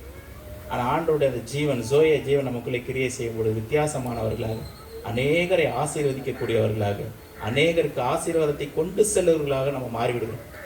யாரையும் கர்த்தர் உயர்த்த முடியும். எந்த மனுஷனையும் பிரகாசிப்பிக்கிற மெய்யான ஒளி தான் அந்த இயேசு கிறிஸ்து. அந்த ஜீவன் நமக்குள்ளே கிரியை செய்யும். இதை தொடர்ந்து பேசணும், இன்னும் 1 மணி நேரம் பேசலாம். ஆனால் 1 மணி நேரத்துக்குள்ள முடிக்கணுமே நம்ம. சரி, அந்த ஜீவன் நமக்குள்ள கிரியை செய்யும் பொழுது வித்தியாசமானவர்களாக மாறி, யாராக இருந்தாலும் சரி, எப்படிப்பட்ட நபராக இருந்தாலும் சரி, கர்த்தர் நம்மளை எடுத்து பயன்படுத்தி, இந்த உலகத்தில் நமக்கு ஜீவன் இருக்குதா? முதல் சொன்ன அந்த ஜீவன், அந்த ரத்தம் உள்ள இருக்குல்ல, இந்த மாம்ச சரீரத்தில் தானே இருக்கிறோம். இந்த மாம்ச சரீரத்தில் இருந்தால் போதும் அந்த மனுஷனை கர்த்தர் ஆசீர்வதிக்கிறதுக்கு. அதுதான் வந்து இருக்கிற எலிஜிபிலிட்டி, குவாலிஃபிகேஷனே அதுதான். பரிசுத்த ஆவியானோட அபிஷேகம் கூட ஒரு மனிதன் மேலே ஊற்றப்படுவதற்கு இருக்கக்கூடிய குவாலிஃபிகேஷன் தெரியுங்களா? வசனம் சொல்லுது, மாம்சமான யாவர் மேலும் என் ஆவியை ஊற்றுவேன். உனக்கு மாம்சம் இருந்தா போதும், அவ்வளோதான். உனக்கு உயிர் இருக்குதா போதும், உனக்குள்ள அந்த சோய ஜீவன் கிரியை செய்ய முடியும். எப்பேற்பட்ட தோல்விகளை சந்தித்த நபராக இருந்தாலும் சரி, என் வாழ்க்கையில மாறவே மாறாதுங்க, இப்படி தாங்க, அவ்வளோதான் முடிஞ்சிச்சுன்னு நினைக்காதீங்க. ஒரு வாழ்க்கை உங்களுக்காக வைக்கப்பட்டிருக்கிறது. உங்களுடைய எதிர்காலத்தை பிரகாசமுள்ள வாழ்க்கையை மாற்ற அந்த ஜோய ஜீவன் போதுமானதாக இருக்கிறது. ஹல்லேலூயா. எந்த மனுஷனையும் பிரகாசிப்பிக்கிற மெய்யான ஒளி. நான் கன்க்ளூட் பண்ண விரும்புகிறேன். இந்த நித்திய ஜீவன், இந்த சோய ஜீவனை நான் எப்படி பெற்றுக்கொள்ள முடியும், எப்படி அடைய முடியும்? எல்லாருக்கும் கிடைச்சதா அப்படின்னா எல்லாருக்கும் கிடைக்கல. இங்கே இருக்கிறவங்க எல்லாருக்கும் கிடைக்குமா? சொல்லுங்களேன், சொல்லுங்க. இங்கே இருக்கிறவங்க எல்லாருக்கும் சோய ஜீவன் கிடைக்க முடியுமா, முடியாதுங்களா? சில பேர் முடியுன்றாங்க, சிலர் பேர் வந்து என்ன சொல்லுவாங்களோன்னு இருக்கிறாங்க, சில பேர் அவரே சொல்லட்டோன்னு சொல்லி காத்துனுக்குறீங்க. ஹல்லேலூயா. இந்த சோய ஜீவன் எல்லாருக்குள்ளேயும் செயல்பட முடியும். அதுக்கு நீங்கள் செய்ய வேண்டிய ஒரு காரியம் இருக்கு. அதுதான் இப்போ நான் காண்பித்து முடிக்க வேண்டும் என்று விரும்புகிறேன். வாசிக்கலாம். யோவானின் சுவிசேஷ புத்தகம் 6வது அதிகாரம் 47வது வசனம். என்னிடத்தில் விசுவாசமாய் இருக்கிறவனுக்கு நித்திய ஜீவன் உண்டென்று மெய்யாகவே மெய்யாகவே உங்களுக்கு சொல்கிறேன். என்னிடத்தில் விசுவாசமாய் இருக்கிறவனுக்கு நித்திய ஜீவன் உண்டு என்று மெய்யாகவே மெய்யாகவே உங்களுக்கு சொல்லுகிறேன். ஆண்டவர் சொல்ற, என்னிடத்தில் நீ விசுவாசமா இருந்தா, if you believe in me you will have eternal life.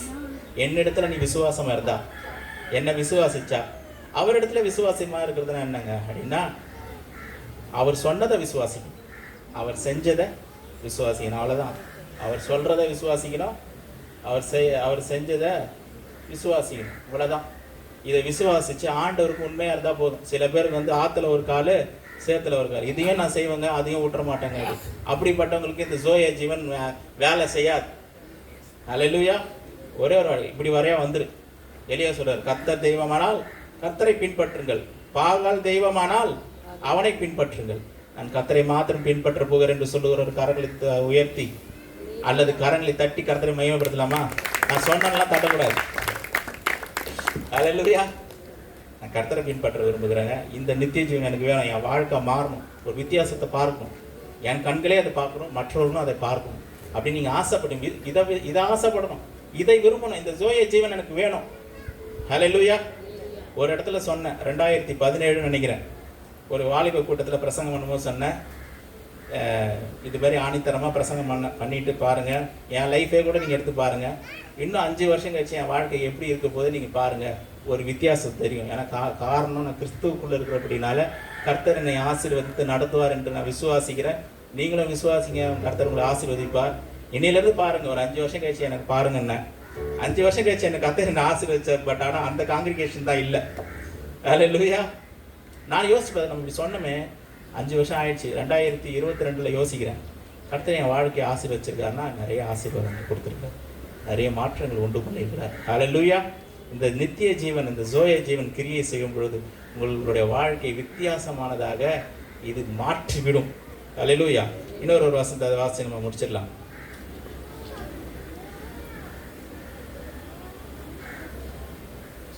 Okay, இது வாச டைம் ஆகும், இருந்தாலும் சொல்லிடுறேன். யோவான் 6வது அதிகாரம் 54. யோவான் 6வது அதிகாரம்.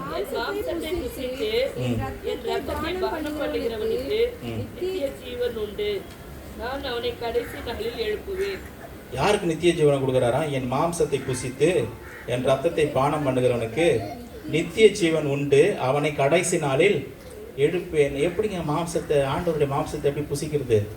அவருடைய ரத்தத்தை எப்படி குடிக்கிறது? எதனா ஐடியா இருக்குங்களா? அவருடைய மாம்சத்தை, சரி இதை புரியனா டக்குன்னு சொல்ற பாருங்க. நீங்கள் யோவான் 1வது அதிகாரம் 14வது வசனத்தை வாசிச்சு பார்த்தீங்கன்னா, எடுக்காதீங்க, நானே சொல்லிடுறேன், வீட்டில் போய் பார்த்துங்க. அதில் என்ன சொல்லப்பட்டிருக்கோம்? வார்த்தை மாம்சமானதுன்னு இருக்கு. வார்த்தை மாம்சமானது, அந்த வார்த்தை மாம்சமானது. அப்போ ஆதியில வார்த்தை இருந்தது, அந்த வார்த்தை தேவனிடத்தில் இருந்தது, அந்த வார்த்தை தேவனாய் இருந்ததுன்னு சொல்லப்பட்டிருக்குது. அந்த வார்த்தை மாம்சமாய் மாறினது. அவர் தான் ஏசப்பா அந்த பூமிக்கு அவர் வந்தார். அப்போ அந்த வார்த்தை தான் என்ன ஆகுது? மாம்சம். அப்போ கர்த்தருடைய வார்த்தையை நான் விசுவாசிக்கும் பொழுது, அதை நான் ஏற்றுக்கொள்ளும் பொழுது, அதை நம்பும் பொழுது என்ன ஆகுதுன்னா, அவருடைய மாம்சத்தை நான் என்ன பண்றேன்? நான் புசிக்கிறேன். அதான் அர்த்தம். எந்த கம்யூனியன் எடுக்கும்போது அது அப்படியே இது வந்து மாம்சமா, ஏசப்பா மாம்சம் மாறிச்சு, இது வந்து அவர் ரத்தமா மாறிச்சு, அப்படி இல்லை. அவரை நினைவு கூறும்படி அதை நம்ம செய்யணும், அவ்வளவுதான். ஆனா உண்மையான மாம்சம், உண்மையான ரத்தம் தெரியுங்களா? அவருடைய வார்த்தையை நான் நம்புறேன். அவர் என்னெல்லாம் சொல்றாரு என் வாழ்க்கையில எனக்காக சொல்லி இருக்கிற ஒவ்வொரு காரியத்தையும் நான் அதை விசுவாசிக்கும் பொழுது, அந்த வார்த்தையை நான் ஏற்றுக்கொள்ளும் பொழுது அந்த மாம்சத்தை நான் புசிக்கிறேன். ஹல்லேலூயா. ரத்தத்தை பானம் பண்றதுன்னா என்னன்னா, ஆண்டவர் எனக்காக சிலுவையில ரத்தத்தை சிந்தியிருக்கிறார். அவர் எனக்காக ஒரு தியாகத்தை பண்ணியிருக்கிறார். அவர் எனக்காக பலியாய் மாறி இருக்கிறார். அதை நான் விசுவாசிக்கிறேன், அதை நம்புறேன். அவருடைய ரத்தம் என் பாவத்தை கழுவும், அவருடைய ரத்தம் என்னை சுத்திகரிக்கும், என்னை நீதிமானாய் மாற்றுகிறது என்று நான் விசுவாசிக்கும் பொழுது என்ன நடக்குதுன்னா, அவருடைய ரத்தத்தை நான் பானம் பண்றேன், அவ்வளவுதான். ஹல்லேலூயா. அவருடைய மாம்சத்தை புசித்து, இந்த 2 காரியம், அவர் வார்த்தையை நான் நம்பணும். அவர் சொல்ல கர்த்தரை இயேசுவை விசுவாசிக்கிறதுன்னு என்னன்னா, ஆமாங்க இயேசு தாங்க உண்மையான தெய்வம், நான் நம்புறேங்க, ஒத்துக்கிறேங்க, அப்படி இல்லை. பிசாசு கூட அதை பண்ணுதான். யாக்கோபுல வாசிக்கிறோம், பிசாசும் தேவன் ஒருவர் உண்டென்று நம்பி நடுங்குகிறது, விசுவாசித்து நடுங்குகிறது என்று வேதத்தில் எழுதப்பட்டிருக்கு. அது வந்து பிசாசுடைய ஃபெய்த். நம்முடைய ஃபெய்த் அதோட பெருசா இருக்கும். அப்படின்னா இயேசுதான் உண்மையான தெய்வம், அதெல்லாம் நம்ம ஒத்துக்கிறோம், இல்லைன்னு நம்ம சொல்லலையே. ஆனா விசுவாசம், உண்மையான விசுவாசம் என்பது ஆண்டவர் சொல்லுகிற ஒவ்வொரு வார்த்தையின்படி என்னுடைய வாழ்க்கையில் நடப்பது. அந்த மனிதனுக்குள்ள ஜீவன் கிரியை செய்யும், நித்திய ஜீவன் கிரியை செய்யும். அவருடைய ரத்தத்தினால கழுவப்பட்டு பாவ மன்னிப்பை பெற்று அந்த பரிசுத்தமான வாழ்க்கைக்கு ஒப்பு கொடுத்து நம்ம அவரோட கூட அவருக்காக நம்ம வாழும் பொழுது அந்த ஜோயே ஜீவன், நித்திய ஜீவன் நமக்குள்ள பலமாக கிரியை செய்யும். அவனுடைய வாழ்க்கையில பரிபூரணத்துக்கு மேல பரிபூரணம் உண்டாகிறது. ஆனா நிறைய பேர் அது செய்யறதில்லை.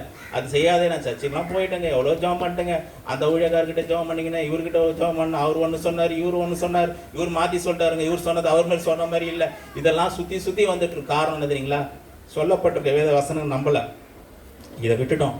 இந்த ஜோய ஜீவன் எனக்குள்ள கிரியை செய்யணும், அவருடைய வார்த்தையின்படி நான் வாழ்வதற்கு என்னை முழுமையாக விட்டு கொடுக்கிறேன், அர்ப்பணிக்கிறேன் அந்த ஒரு இடத்துக்கு வரும் பொழுது கர்த்தர் நம்மோடு கூட பேசுகிறார். ஹல்லேலூயா. எந்த ஒரு தீர்க்கதரிசியை நாடி தேடி ஓடணும் அவசியம் இல்லை. கர்த்தர் தீர்க்கதரிசிகளை பயன்படுத்துறோம், நான் இல்லைன்னு சொல்லல. ஆனா கர்த்தர் நம்மோடு கூட பேசுகிறார். ஹல்லேலூயா. வேதத்தை எடுத்து ஆண்டவர் என்னோட நீங்க பேசுங்க, கர்த்தர் பேசுவார். அவருடைய நித்திய ஜீவன் நமக்குள்ள கிரியை செய்யும். அவர் நமக்கு பலத்தை தருகிறவரா இருக்கிறார். நம்மை கொண்டு அதிசயங்களை செய்கிறவர், நம்முடைய வாழ்க்கையை மாற்றுகிறார். நம்மை கொண்டு மற்றவர்களுடைய வாழ்க்கையை அவர் மாற்றக்கூடியவராக காணப்படுகிறார். எல்லாம் ஜெபிக்கலாங்களா? எல்லாரும் எழுந்து நின்று ஜெபிக்கலாம், ஒப்பு கொடுக்கலாம் கர்த்தருடைய சமூகத்தில்.